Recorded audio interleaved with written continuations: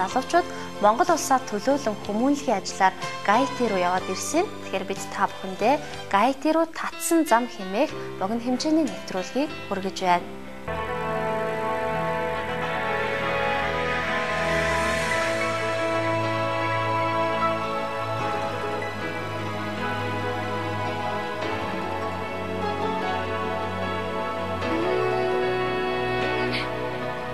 There comes a time when we heed a certain call, when the world must come. Их дэлхийн өнцөг болон бүрд хүмүүс амьдарч хэдэн тэр бөмбөний зарим нэг нь инээд хөөр аз жаргал баян тансгийн далайд омбож байхад зарим нэг нь үгээгүй ядуу өвчин зовлонтой уйтгар гонигаар дүүрэн амьдарч байдаг.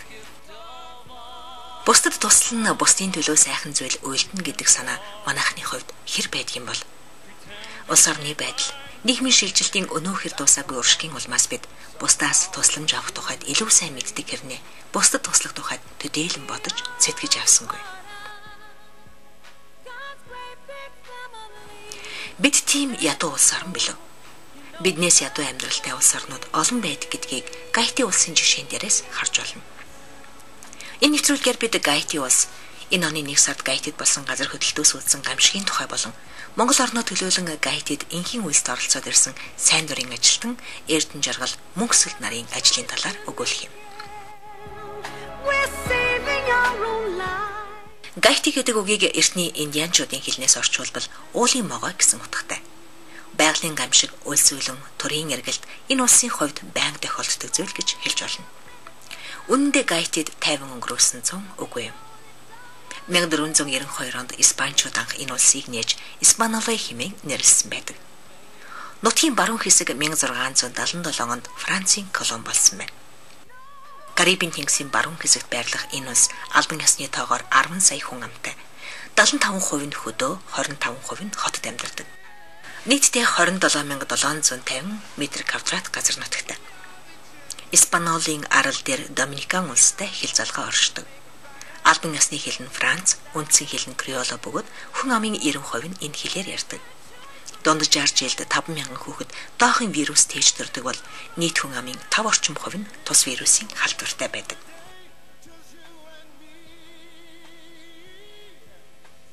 Нийт хүн амын сая орчим нь хэлд авч гадны улс оронд амьдарч байдаг. Ихэнх нь Америкийн нэгдсэн улсад оршин суудаг гэсэн судалгаа бий. Эх орондоо үлдсэн иргэдийн 80% нь нэн ядуу нөхцөлд өдөр хоногийг өнгөрөөдөг. Сургуулийн насны хүүхдүүдийн 50% нь анхан шатны боловсрол авч чаддаггүй гэсэн судалгаа бий. Хүүхдүүд сургууль сурахын оронд хэдэн цагаар усны хайгуулд явах, гуйлга гуйх, дэмий сэлгүүцэх, баш баг сайлантай ажил хийх зэргээр өдрийг өнгөрөөдөг. Харин эмэгтэйчүүд ажилгүй ихэнх цагаа үр дүнгүй өнгөрөнө. Амжиргаатай зарим нь жимс ногоо хуурч, гурлан бүтээгдэхүүн хийж зарах зэргээр ам загаадаг. Тусгаар тогтнол төрийн эрх мэдлийн төлөөх тэмцэлд улс орных нь эдийн засагч уналтанд орсон юм. Хөгжлийнхөө индексээр 203-т бичигддэг Гаити дэлхийн хамгийн ядуу орнуудын нэгд бичигддэг юм. Энэ улсыг идэх талхтай байлгах гол ачааг гадагшаа ажил хийхээр явсан иргэд нуруундаа үрдэг юм байна. Гаити бол дэлхийн бөмбөрцгийн баруун хагасдаг хамгийн ядуу улс орн юм. Нийт хүн амын 90% нь хар арьснууд байдаг бол үлдсэн 10% нь барууныхны эрлийзүүд амьдардаг. Улсын тогтворгүй байдалд байсан энэ оронд 2010 оны 1-р сарын 12-нд сүүлийн 200 жилд болоогүй 7 магнитуудын газар хөдлөлт болсон юм. Газар хөдлөлт нь цааш 5-аас дээш магнитудаар 12 удаа хөдөлсөн бөгөөд 300,000 хүн амьрагдаж 3 сая хүн ор хоронгүй болж тус орны бүх дэд бүтц байшин барилга нуран усцсан юм. Тэдгээрээ сэргээн босгоход дэлхийн өнцөг болон бүрээс сая сая хүн сэргээх, аврах багийг ажилуулах зэргээр тусалсаар байна. Гудамжинд олон хүн өгсөн байхыг харж байсан. Баруун зүүн талд би Капольто дүүргээс Видолто хүрэх замд таарч байсан нас барсан хүмүүсийг тоолж эхэлсэн. Би 350 хүн нас барсныг тоолсон боловч дэндүү олон хүн байсан болохоор цааш тоолгоо байсан. Эмнэлэг дээр бас гар хөлөнд хугарсан, бэртэл авсан хүмүүс маш олон байсан. Хэдийгээр эмнэлгийнхэн тусламж хүргэж байсан ч дэндүү олон хүн байсан болохоор заримыг нь огт харах ч үгүй байсан. Гэртээ ирээд радио сонсоод нас барсан хүний тоог 1000, 2000, 5000, 25000, хамгийн сүүлд нь 250,000 гэж байхыг сонссон. Миний бодлоор түүнээс ч олон байсан баг. Норсон байшингуудын доор дараадч нас орсон маш олон хүн байсан. Нуранган дор хэдэн хүн байгааг хинч тоолж мэдэхгүй шүү дээ. Түүнийг ухаад ч яг хэдэн хүн дарагдсныг тоолж мэдэх боломжгүй. Зөвхөн миний харж тоолж байснаар л гэхэд 400 гаруй хүн нас барсан байсан. To me, there's more than 400 people died that day. Нийслэл Порто-Принс хотын байшин барилгын 75% нь газартай тэгшэрч бүхнийг тгийс эхлэх хэрэгтэй болсон Гайтид наад захын бүтээн байгуулалтын ажил хийж дуусахад 10 жил хэрэгтэй гин. Гэхдээ 10 жилийн дараахыг харвал энэ улсын хөгжил хаашаач эргэж магадгүй эгцэгтэй байдал үүссэн гэж гадны хэвлэлүүд бичиж байгаа. Гайтигийн засгийн газар хүмүүс зориулан нийслэл Порто-Принсээс 10 км-ийн зайд майхан хотхон байгуулсан байна. Олон улсын байгууллага үүнийг буруу шийдвэр хэмээн эсэргүүцэж байгаа.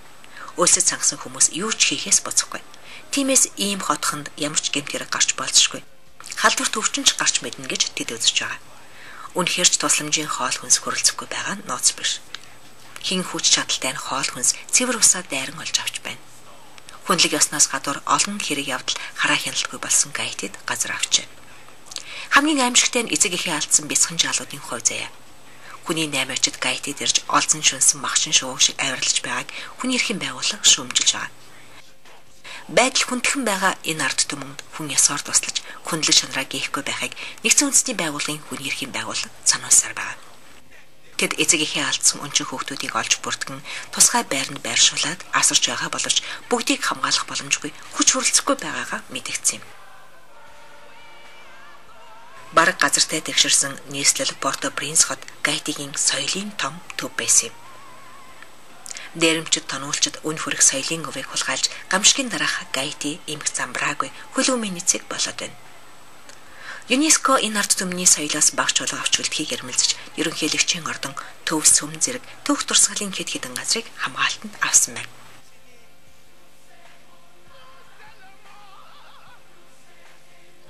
Бид өөрсдийгөө ядуу буурай хэмээн хэлж бичиж амны бэлгээс аштын бэлгээ дууцаар байгаа. Биднээс ядуу амьдрал дэлхийн нөгөө бөөрөн дээр орнож идэх хоол, унтах газрын төлөө хүмүүс амнасаараа дэнчин тавьж байна. Бусдаар туслуулаад сурчсан манайхны бэлэнчлэх сэдвгүй өөрсдийн идэх хоолноос илүүчилж чадхаар төвшөнд хүрсэн болов.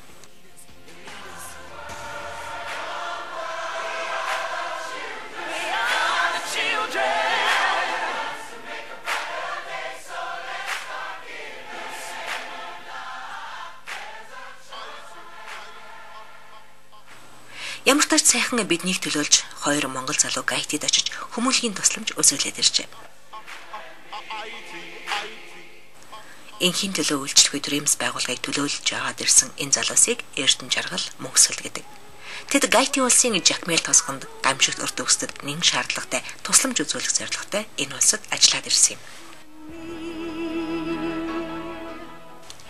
Тэд цэвэр усны хангамжийг сайжруулах зорилгоор гар шахуурга бүхий ухаадаг байгууллага. Испанол их сургуулийн эмнэлэгт нэн шаардлагатай байгаа эм тариа болон бусад хэрэгслээр туслах. Гайти тохиосон гамшигын нөхцөл байдалтай танилцж судалгаа хийх зорилт хөтөлбөрийг хэрэгжүүлээд иржээ. Монгол орноо төлөөлөн яваад ирсэн энэ залуусын зорилго энгийн жижигхэн зүйл мэт санагдавч маш том ажлын эхлэлийг тавьсан гэж хэлж болно. Гайти руу татсан энэ замаар ирээдүйд монголчууд явах нь тодорхой. Манай шийдэлтийн үе гэж хэлж болох 1990 оны байдал яг одоо Гайтид үргэлжилж байгаа. Тиймээс байгалийн үзэсгэлэн бүрдсэн энэ баян бүрдэд хийх ажил, эхлүүлэх бизнес ч олон байж болох юм.